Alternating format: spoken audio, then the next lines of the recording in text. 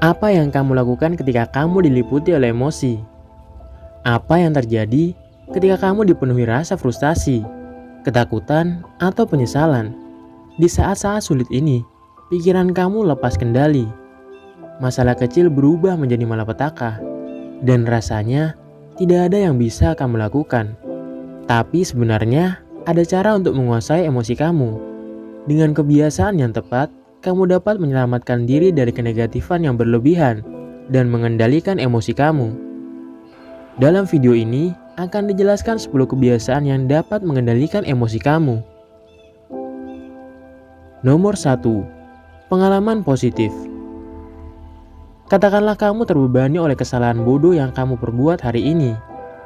Kamu mengatakan hal yang salah. Kamu melewatkan kesempatan. Apapun itu, kamu dipenuhi dengan penyesalan. Berharap kamu bisa melakukan sesuatu secara berbeda. Setiap kali kamu terjebak dalam pusaran negatif, hitung kebahagiaan kamu alih-alih memikirkan beban kamu.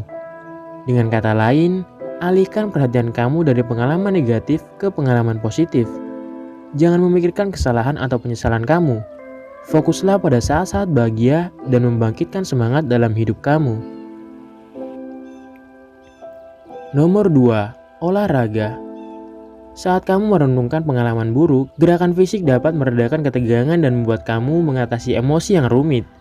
Kamu mungkin tidak berpikir bahwa gerakan fisik mempengaruhi cara kamu berpikir. Tetapi, melatih tubuh memiliki dampak besar pada suasana hati dan pikiran kamu. Olahraga adalah pereda stres yang terbukti, sumber motivasi, dan jalan keluar yang mudah untuk kenegatifan kamu. Ini juga dapat memberikan keseimbangan dalam hidup kamu, memberi kamu rasa stabilitas dan kendali yang sangat dibutuhkan. Nomor 3. Ajukan pertanyaan pada diri sendiri. Apakah kamu pernah bertanya pada diri sendiri bagaimana perasaan kamu? Saat orang lain merasa sedih, kamu mengajukan pertanyaan seperti, "Ada apa?" Atau, "Apakah kamu merasa baik-baik saja?" Tetapi kebanyakan orang tidak memberikan diri mereka kebaikan yang sama. Saat kamu merasa sedih, kamu mengharapkan diri kamu untuk segera keluar dari situ. Kamu kesal dengan diri sendiri ketika perasaan negatif kamu tidak hilang seketika. Tetapi bagaimana jika kamu memperlakukan diri sendiri seperti kamu memperlakukan teman atau pasangan kamu? Saat kamu berjuang untuk mengendalikan emosi, tanyakan pada diri kamu sendiri pertanyaan tentang perasaan kamu. Dan semakin baik kamu memahami emosi kamu, semakin kamu bisa mengendalikannya. Nomor 4. Memberi label ketakutan kamu. Melabeli perasaan kamu adalah teknik lain yang berguna untuk mengendalikan emosi kamu. Banyak orang berjuang untuk mengatasi hal-hal negatif karena mereka tidak tahu apa yang mereka rasakan atau mengapa mereka merasakannya.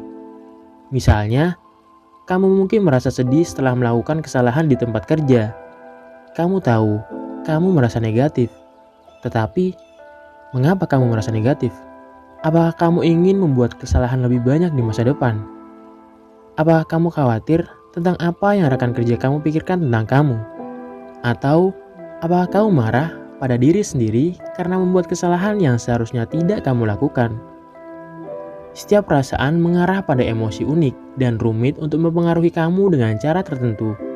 Jadi, setiap kali kamu merasa sedih, beri nama perasaan kamu. Apakah kamu marah?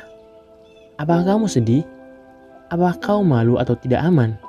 Bersikaplah spesifik karena setiap emosi, bahkan yang tidak kamu sukai, pantas mendapatkan waktu dan perhatian kamu. Nomor 5. Kepuasan membeli. Menghabiskan uang adalah salah satu mekanisme coping paling populer di dunia. Orang membeli barang mahal atau mewah untuk mengisi kekosongan dalam hidup mereka. Tapi, seperti yang diketahui semua orang, uang tidak bisa membelikan kamu kebahagiaan.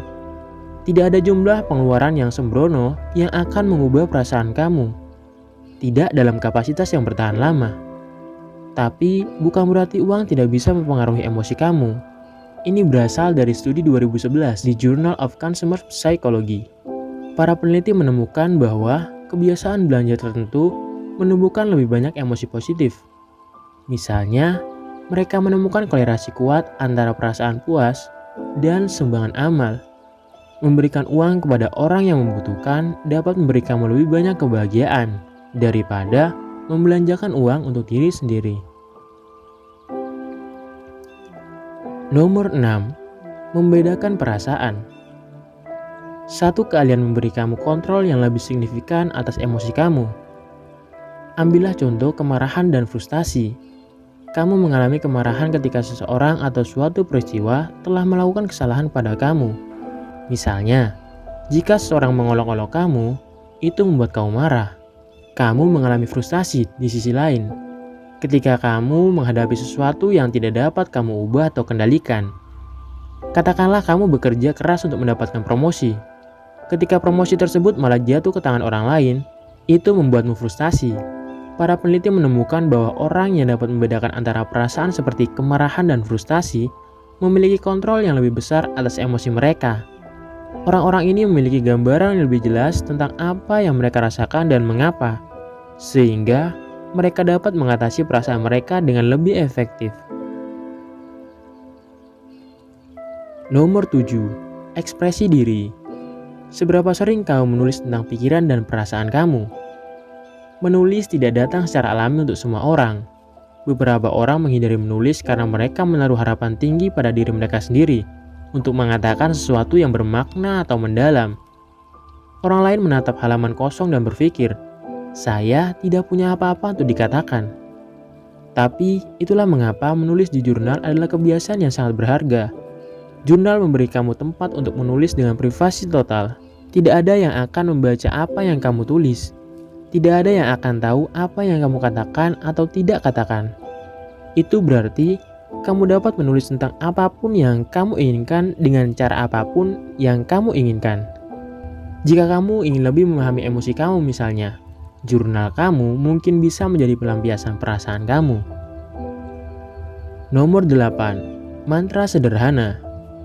Mantra adalah mekanisme coping lain yang hanya digunakan atau diakui oleh sedikit orang.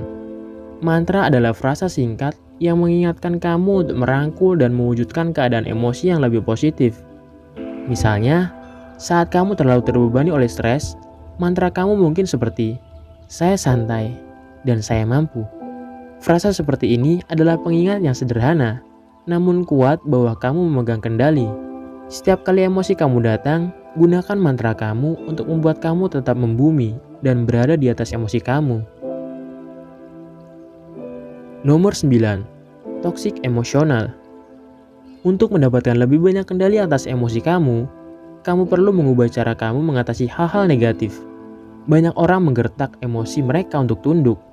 Kamu marah pada kemarahan kamu, frustasi dengan frustasi kamu. Tetapi, emosi kamu bukanlah racun yang perlu kamu singkirkan dari tubuh kamu. Sebaliknya, kenegatifan kamu seperti luka yang perlu kamu pelihara dan rawat. Itu berarti mencari tahu akar permasalahan dan memperhatikan kerentanan kamu. Dengan kata lain, jangan perlakukan emosi kamu seperti musuh kamu. Bukan hal yang buruk untuk memiliki serangkaian emosi positif dan negatif.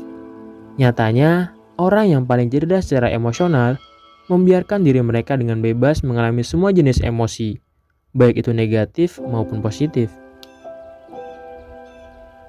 Nomor 10. Ruang pribadi. Saat kamu merasa kewalahan, penting untuk menemukan ruang yang jauh dari pekerjaan dan hubungan kamu.